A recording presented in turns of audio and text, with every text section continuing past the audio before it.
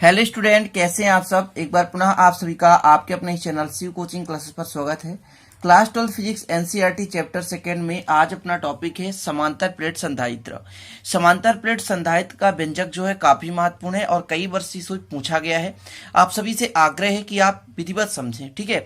Step by step समझाऊंगा, पूरा विधिवत समझाऊंगा। वीडियो को अंत तक देखिए और अच्छे से तैयार कर लीजिए। तो चलिए आज का ये वीडियो स्टार्ट करते हैं। सबसे पहले आप इसका क्वेश्चन समझिए कि क्वेश्चन किस प्रकार से आएगा। क्वेश्चन घुमा कर दे देता है कि संधारित्र किसे कहते हैं। समांतर प्लेट संधारित्र का आप धारिता ज्ञात कीजिए, क्वेश्चन आ जाएगा। या क्वेश्चन आएगा समांतर प्लेट संधारित्र की धारिता के लिए गणितीय व्याख्या कीजिए। तो आपको सबसे पहले संधारित्र की परिभाषा दे देनी है। देखिए क्या है परिभाषा। संधारित्र एक ऐसी युक्ति है जिसकी सहायता से किसी चालक के आकार या आयतन में बढ़ाए बिना उसकी विद्युत धारिता बढ़ाई जा सकती है। मतलब संधारित्र का काम है धारिता बढ़ाना। कोई भी चालक है, उसके आकार और आयतन में कोई परिवर्तन ना करें, किंतु उसकी धारिता क्या हो जाए, बढ़ जाए, तो जो युक्ति होती है वो संधारित्र कहलाती है। और इसी युक्ति के आधार पर ये समांतर प्लेट संधारित्र है। समांतर मतलब दो प्लेटें होंगी जो कि समांतर क्रम में व्यवस्थित होंगी। जैसे कि यहाँ पर ए और बी आपको दिख रहा होगा, दो प्लेट है। ये आपके पास ए है और आपके पास बी है, जो कि एक दूसरे के समानांतर है, इसलिए इसे हम समांतर प्लेट संधारित्र कहते हैं। अब इसको लिखना कैसे है, तो देखिए ये और भी दोनों समांतर प्लेट हैं, तो हम कह सकते हैं कि माना ए बी समांतर प्लेट संधारित्र की दो प्लेटें हैं। माना ए बी समांतर प्लेट संधारित्र की दो प्लेटें हैं। यहाँ पर ए दिख रहा है, ये बी दिख रहा है, यहां से यहां तक देख सकते हैं, ये आपको दिख रहा होगा ना, ये आपका ए और ये दूसरा है, ठीक है ना। तो माना ए और बी समांतर प्लेट संधारित्र की दो प्लेटें हैं जिनके बीच की दूरी डी है। स्मॉल डी मानकर चलते हैं कि यहां से यहां तक की दूरी कितनी है, डी है, तथा प्रत्येक का क्षेत्रफल कैपिटल ए मान के चलते हैं। यहाँ पर प्रत्येक का क्षेत्रफल कैपिटल ए और परावैद्युतांक माध्यम के है, ठीक है। इतना समझ गए कि माना ए और बी समांतर प्लेट संधारित्र की दो प्लेटें हैं जिनकी बीच की दूरी स्मॉल डी है तथा प्रत्येक का क्षेत्रफल कैपिटल ए है और दोनों के मध्य के परावैद्युतांक का माध्यम भरा हुआ है। मतलब ए और बी के बीच के परावैद्युतांक का माध्यम भरा हुआ है। अब इसके आगे आपको क्या समझना है या क्या लिखना है, तो सिद्धांत क्या होता है कि जब हम प्लेट ए को प्लस क्यू आवेश देते हैं, है ना, जब हम प्लेट ए को प्लस क्यू आवेश देते हैं, यहां पर प्लस क्यू आवेश दिया जाता है। कौन सा आवेश, प्लस क्यू आवेश देते हैं।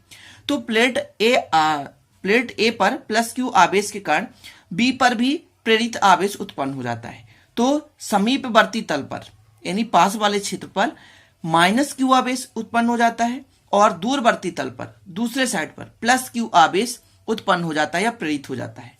चूंकि प्लेट बी का संबंध किससे होता है, पृथ्वीकृत होता है, इसलिए दूरवर्ती तल पर उत्पन्न प्लस क्यू आवेश पृथ्वी पर चले जाते हैं। थोड़ा सा धैर्यतापूर्वक समझें कि जब चालक ए को प्लस क्यू आवेश दिया जाता है, जब चालक ए को प्लस क्यू आवेश दिया जाता है तो चालक ए पर प्लस क्यू आवेश के कारण चालक बी पर समीपवर्ती तल पर माइनस क्यू आवेश प्रेरित हो जाता है और दूरवर्ती तल पर प्लस क्यू आवेश प्रेरित हो जाता है, ठीक है। चूंकि दूसरे तल का संबंध पृथ्वी से होता है, बी के दूसरे तल का संबंध पृथ्वी से होता है, इसलिए बी पर उपस्थित प्लस क्यू आवेश पृथ्वीकृत हो जाता है, पृथ्वी पर चला जाता है। केवल माइनस क्यू आवेश ही शेष रह जाता है। क्लियर। तो यही चीज यहां पर पूरा लिखा हुआ है कि जब प्लेट ए को प्लस क्यू आवेश देते हैं तो प्लेट बी के समीपवर्ती तल पर माइनस क्यू आवेश तथा दूरवर्ती तल पर प्लस क्यू आवेश प्रेरित हो जाता है। चूंकि बी पृथ्वी से संबंधित है, इसलिए प्रेरित आवेश प्लस क्यू आवेश पृथ्वी पर चला जाता है और माइनस क्यू आवेश केवल बी पर शेष रहता है, ठीक है ना। तो इतना आप लोग ने समझ लिया होगा कि केवल यहां पर माइनस क्यू आवेश शेष रहता है और प्लस क्यू आवेश कहां चला जाता है, तो पृथ्वीकृत हो जाता है।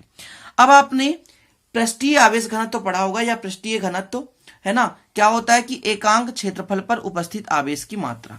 तो यहां पर पृष्ठीय आवेश घनत्व सिग्मा बराबर होता है क्यू अपान ए। इसका परिभाषा भी होता है कि एकांक क्षेत्रफल पर उपस्थित आवेश की मात्रा, किसी पृष्ठ के एकांक क्षेत्रफल पर उपस्थित आवेश की मात्रा क्या कहलाती है, पृष्ठीय घनत्व कहलाती है, ठीक है ना, या आवेशीय पृष्ठीय घनत्व कहलाती है, ठीक है।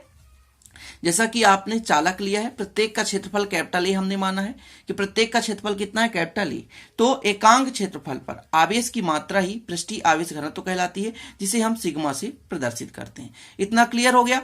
यदि दो प्लेट होगा तो यहां पर देख सकते हैं प्लेट ए पर पृष्ठीय आवेश घनत्व सिग्मा मान के चलते हैं और बी पर पृष्ठीय आवेश घनत्व माइनस सिग्मा मानकर चलते हैं। माइनस क्यों? क्योंकि केवल बी पर माइनस आवेश ही शेष रह जाता है, प्लस क्यू आवेश कहां चला जाता है, पृथ्वी पर चला जाता है। तो ए पर सिग्मा और यहां पर माइनस सिग्मा पृष्ठीय घनत्व है। क्लियर? तो इतना आप समझ गए कि ये कहां से आ गया। तो ये जो सिग्मा है एकांक क्षेत्रफल पर उपस्थित आवेश की मात्रा ही क्या कहलाती है, पृष्ठीय आवेश घनत्व कहलाती है। तो एक बार पुनः, जब ए पर प्लस क्यू आवेश दिया जाता है तो इसके कारण बी पर समीपवर्ती तल पर माइनस क्यू आवेश और दूरवर्ती तल पर प्लस क्यू आवेश प्रेरित हो जाता है। क्योंकि इसका संबंध पृथ्वी से होता है इसलिए प्लस क्यू आवेश पृथ्वी पर चला जाता है, केवल माइनस क्यू आवेश शेष ही रहता है। क्लियर? तो माना तो आपसे बन जाएगा, और यदि माना आपसे बन गया तो गणितीय व्याख्या आसान है, बिल्कुल आसान है। अब थोड़ा सा समझना है, हालांकि डायरेक्ट करूंगा बट थोड़ा समझाने की कोशिश कर रहा हूं कि जैसे मैं मान के चलता हूं ए के कारण तीव्रता कितनी होगी।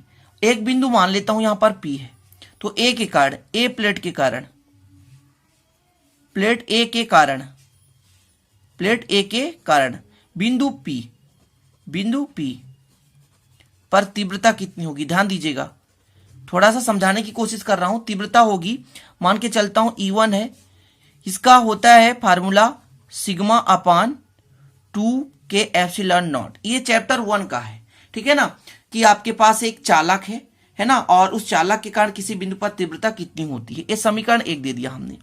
अब इसके बाद बी के कारण इसी प्रकार आप समझें, प्लेट बी के कारण, प्लेट बी के कारण कहां पर, बिंदु पी पर तीव्रता कितनी होगी। ये बेसिक चीज है, मैं डायरेक्ट लिखूंगा ताकि आपको दिक्कत ना हो सके। तो ये हो जाएगा E2, है ना, दोनों पर सेम होगा तो इस पर भी होगा सिग्मा अपान 2 के एप्सिलॉन नॉट। ये हो गया। अब यदि टोटल तीव्रता की बात की जाए, चूंकि दोनों की दिशा समान है इसलिए परिणामी जो तीव्रता होगी E बराबर, दोनों को जोड़ देंगे E1 plus E2, E1 plus E2। तो यहां पर है आपका सिग्मा 2 के एप्सिलॉन नॉट प्लस सिग्मा 2 के एप्सिलॉन नॉट। यदि इनको जोड़ा जाए तो 2 सिग्मा 2 के एप्सिलॉन नॉट, तो 2 से 2 कैंसिल हो गया। तो E बराबर आपका कितना आया, E बराबर आया सिग्मा अपान 2 हट गया के एप्सिलॉन नॉट। ये आपका आया, केवल तीव्रता आया, दोनों प्लेटों के बीच की तीव्रता कितनी आई, तो E इक्वल सिग्मा अपान के एप्सिलॉन नॉट। याद कर लो मेरे भाई, ना बनता हो तो बिल्कुल इस फार्मूले को याद कर लो, ठीक है। अब देखिए, इसको आप लोग ना लिखेंगे तो भी चलेगा, डायरेक्ट आपको क्या लिखना है कि यहां पर लिखना है कि दोनों प्लेटों के बीच की तीव्रता, दोनों प्लेटों के बीच की तीव्रता कितनी होती है, E बराबर सिग्मा अपान के एप्सिलॉन नॉट। इतना ही आपको लिखना है, ध्यान दीजिएगा, डायरेक्ट लिखना है दोनों प्लेटों के बीच की विद्युत क्षेत्र की तीव्रता E बराबर सिग्मा अपान के एप्सिलॉन नॉट, ठीक है ना, सिग्मा अपान के एप्सिलॉन नॉट। अब आपने Q बराबर, सॉरी यहां पर सिग्मा बराबर Q अपान ए देखा था, तो यहां पर सिग्मा का मान रख दिया गया Q अपान ए, ठीक है ना। जैसा कि मैंने अभी आपको समझाया, ये देखिए यहां पर पूरा मैंने आपको समझाया कि बिंदु P पर परिणामी तीव्रता कितनी है, सिग्मा अपान के एप्सिलॉन नॉट, सिग्मा अपान के एप्सिलॉन नॉट। ये केवल बिंदु P पर आपका तीव्रता है, इसलिए यहां पर दोनों प्लेटों के बीच की जो तीव्रता है उसको अपन ने फाइंड कर लिया, सिग्मा अपान के एप्सिलॉन नॉट। अब यहां पर आपको वैल्यू रख देना है सिग्मा बराबर पृष्ठीय आवेश घनत्व। मैंने आपको समझाया कि एकांक क्षेत्रफल पर उपस्थित आवेश की मात्रा, ठीक है, पृष्ठीय आवेश घनत्व। तो सिग्मा का मान जब हमने रखा तो Q अपान ए कर दिया, Q अपान ए कर दिया। इतना आप लोग समझ गए होंगे, कोई दिक्कत नहीं है, इतना आसानी समझ गए होंगे। अब थोड़ा सा आपको एक चीज और याद रखना है कि ए और बी के बीच विभवांतर कितना होगा, तो तीव्रता पर डिपेंड करेगा और दोनों के बीच डिस्टेंस कितनी है ना। जितनी ज्यादा डिस्टेंस होगी उतनी ही वहां पर विभव या विभवांतर उतनी ही अधिक होगी। क्लियर? तो V बराबर E इंटू डी कर दिया हमने। E यहां पर क्या है, दोनों प्लेटों के बीच की तीव्रता है और D क्या है, डिस्टेंस है। E का मान आपके पास Q अपान के ए एप्सिलॉन नॉट है, तो यहां पर रख दिया हमने इंटू डी। इसके बाद इसका मल्टीप्लाई कर देंगे तो Q D अपान के इंटू ए एप्सिलॉन नॉट हो गया। यहां तक कोई परेशानी नहीं होनी चाहिए। मैंने किया क्या, कुछ भी तो नहीं किया। ई का मान था, फिर मैंने सिग्मा का मान रख दिया। इसके बाद विभवांतर का फार्मूला है, जितना तीव्रता होगा और प्लेटों के बीच की दूरी उनके गुणनफल के बराबर होगा। तो तीव्रता का मान मैंने रख दिया यहां पर और डी की वैल्यू रख दी मैंने। क्लियर, इतना समझ गए। तो यहां पर डी का मल्टीप्लाई हो गया क्यू डी अपॉन के ए इंटू एप्सिलॉन नॉट। अब इसके बाद आपको करना क्या है कि संधारित्र की धारिता का फार्मूला आपने देखा है कि C बराबर क्यू अपान भी होता है। कितना होता है? C बराबर क्यू अपान भी। तो जो आपका V का मान है पूरा का पूरा यहां पर रख रहा हूं। देखिए V का मान कितना है? क्यू डी अपान के ए एप्सिलॉन नॉट। तो क्यू डी अपान के ए एप्सिलॉन नॉट, क्यू से क्यू कैंसिल हो जाएगा, के ए एप्सिलॉन नॉट ऊपर चला जाएगा। तो देख सकते हैं के ए एप्सिलॉन नॉट ऊपर चला गया और डी बचा केवल। यही आपका क्या है? धारिता है, समांतर प्लेट की धारिता है। ठीक है ना। अब यहां पर यदि वायु या निर्वात हो तो परावैद्युतांक कितना होता है? 1। तो के का मान 1 रख देंगे तो ये आपका हो गया C बराबर epsilon not a in upon D. यही अभिष्ट व्यंजक है।